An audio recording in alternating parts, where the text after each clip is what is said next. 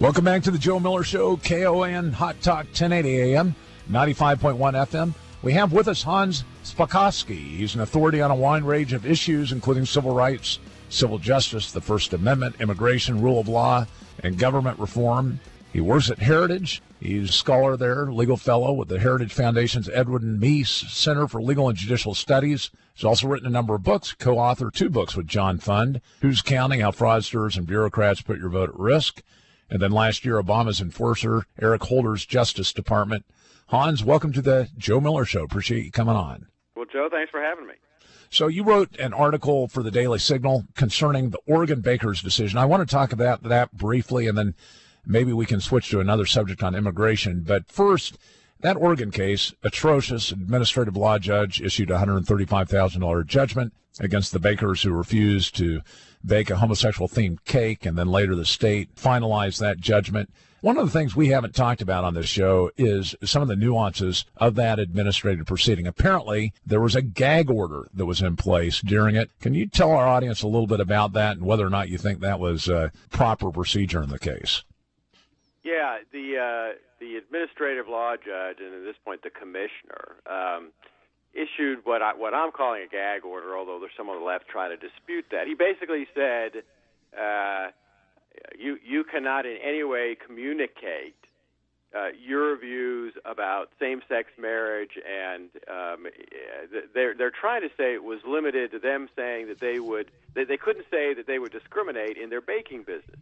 But if you look at the order very carefully, what the commissioner who entered the ultimate judgment was complaining about, he cites different things that the bakers, the Kleins, said in media interviews where they were talking about their religious beliefs and the fact that they were going to continue to try to fight this. That's what he's complaining about, and he didn't like them saying that. So that's what the order applied to. He even complained about a sign they'd put up in the window of their now closed bakery saying, we're going to remain strong, this is unfair, we're being shut down because of our religious beliefs, and he didn't like that either.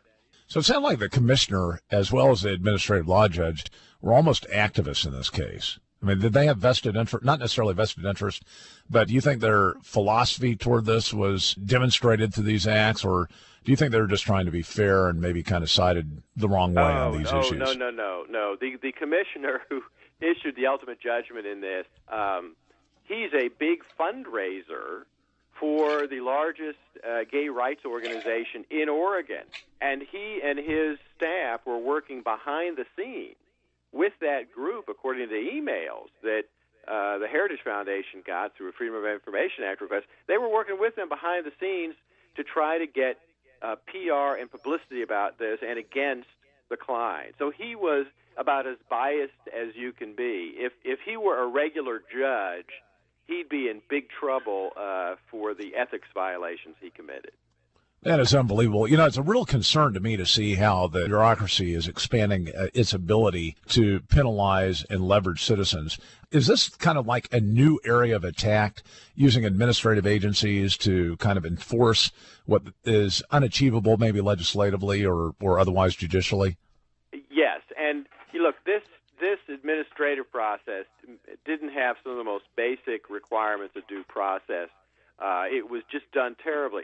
The whole thing is so fundamentally unfair. Look, this lesbian couple was able to get a new baker almost immediately to get them a cake. They got a second cake for free from the TV show Ace of Cakes. So they suffered almost nothing, yet they're being forced, the bakers are being forced to pay them $135,000. They weren't inconvenienced at all. I mean, they approached this bakery. My understanding is they approached the bakery knowing that they were going to get turned down. In other words, they got what they came looking for, right? Well, it's unclear if that's the case, but it certainly looks like it, because the Kleins didn't make any secret of their religious practices and religious beliefs.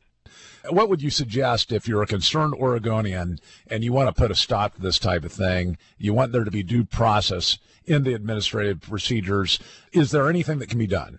Yeah, they need a Religious Freedom Act, a state law that protects people and says that you can't be punished for practicing your religious beliefs, because that's exactly what's happening here. And I have a problem with an administrative agency in this kind of Star Chamber proceeding being able to issue a judgment for such a huge amount of money, particularly one that's so out of proportion to what happened. So the Kleins, I would assume, are pursuing an appeal of this decision or not? They are, but look, they're out of business. Their bakery has closed. They have 5 children, and the state has now told them that if they don't pay this judgment, I think by Monday, they're going to come take their house. Wow. Well, they need to do some sort of crowdfunding. I mean, I would assume like that pizzeria in Indiana that they'd probably get quite a bit of response, positive response. Not that anybody wants to give money to the state that's issued such an atrocious judgment, but I'm sure there are a lot of people out there who would like to help them. Do you know if they've got a site or anything where people can help out? I think they have. I think they have set up a site, although I don't have. I should have the address. All right. Yeah, we'll try to find it. So, hey, just briefly, we've got a few minutes left. You're also active in the immigration issue, of course, recently. Been, of course, on Fox News repeatedly. Gal, beautiful woman, shot by an illegal alien. Some are attributing his presence to the bad decisions that sanctuary cities have made. Tell us what's going on there. No, it's directly true. She is dead because of San Francisco's sanctuary policy. And, look, in 2014, last year, there were more than 8,000 deportable illegal aliens released by sanctuary cities. 3,000 of them were felons. And, wow. And almost 2,000 were later arrested, a total of 4,300 times for 7,500 offenses. Those sanctuary policies are victimizing Americans all over the country. People are being murdered, raped, assaulted, all because of these sanctuary policies. Yeah, I listened to her parents on that interview on Fox last night, and it's just absolutely tragic. It was a needless thing, and just it blows me away that these cities would continue to do it. Now, California, of course, probably not much pushback going on there, but across the United States, other people are getting active. What's the main way that we can approach this? Is there an effort to impose some sort of federal sanction on these cities that do this? What's the fix there?